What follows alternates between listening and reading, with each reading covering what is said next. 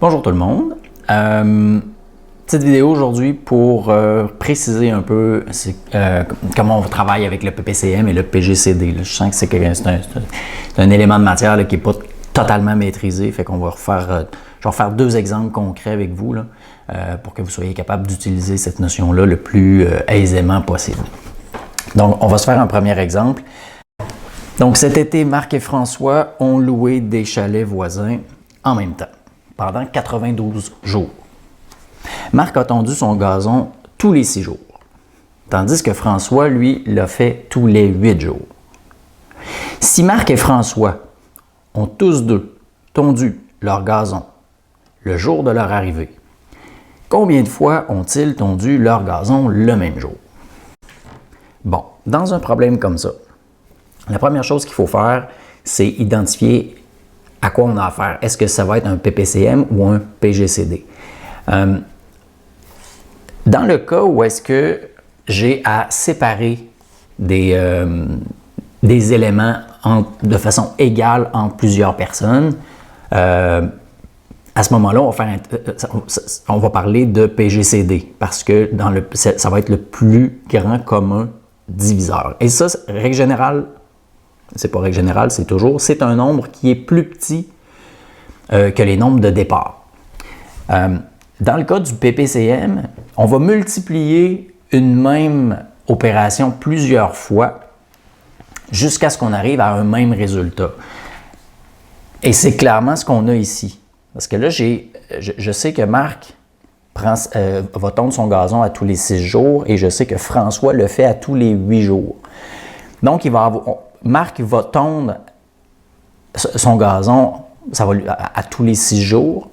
J'ai François qui va le faire à tous les 8 jours. Donc, il va se passer plusieurs journées jusqu'à ce qu'à un moment donné, les deux vont tondre leur gazon en même temps. Donc, ici, c'est le PPCM et c'est ce nombre-là qu'on veut chercher.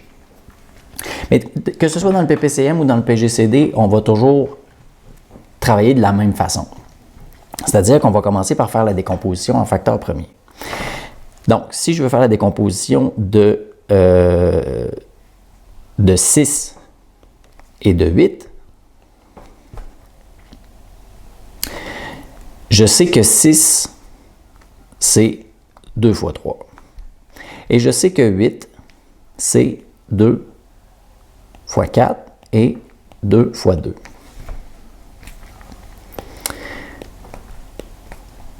Donc, j'ai mis en rouge tous mes facteurs premiers. Donc, les facteurs premiers de 6, c'est 2 fois 3.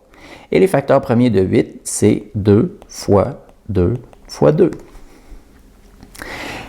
Une fois que ça s'est complété, je fais mon diagramme de veine. Mon diagramme de veine, si on se souvient bien, je fais mes deux cercles. Un cercle pour chaque nombre. J'ai 6 et j'ai 8. Et là, je vais placer dans la partie centrale, la partie ici, ce qui est commun aux deux. Donc, tous les facteurs qui sont communs aux deux. Je sais que j'ai le 2 qui est là et le 2 qui est là qui sont communs. Donc, mon 2, je vais le mettre ici. Pour compléter 6, il manque le 3 qui est là. Ici, je vais avoir le 2 fois 2 ou 2 exposant 2 qui va me donner 2 fois 2 qui me donne 4. Maintenant, le PPCM, ça va être le produit de ça.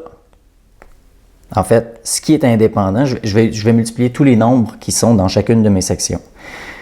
Donc, le PPCM de 6 et 8, c'est 3 fois 2 fois 2 fois 2, qui va être égal à 24. Je sais que ce que ça veut dire, c'est qu'à tous les 24 jours, en fait, Marc et François vont tondre leur pelouse en même temps. Ça va prendre 4 tontes à Marc pour arriver à 24 et ça va prendre 8 tontes 3 tonnes, pardon, à François pour arriver à 24 aussi. Donc, à la 24e journée, ils vont tondre en même temps. Là, je sais que je répète ça pendant 92 jours. Donc, je vais avoir plusieurs fois 24 jours. Et ça, on peut le calculer en faisant une division.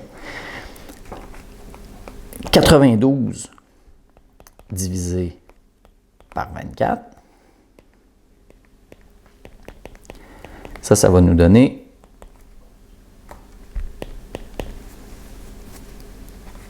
3,8. Donc, le virgule 8, on ne l'atteindra jamais. Parce qu'on ne se rend pas à un quatrième. Il faut avoir, à une quatrième fois, là, il faut avoir le nombre, il faut prendre l'entier ici. Là. Donc, je vais prendre le 3. Je sais que ils vont, ou la réponse, là, ils vont tondre la pelouse, ou leur pelouse, 3 fois en même temps.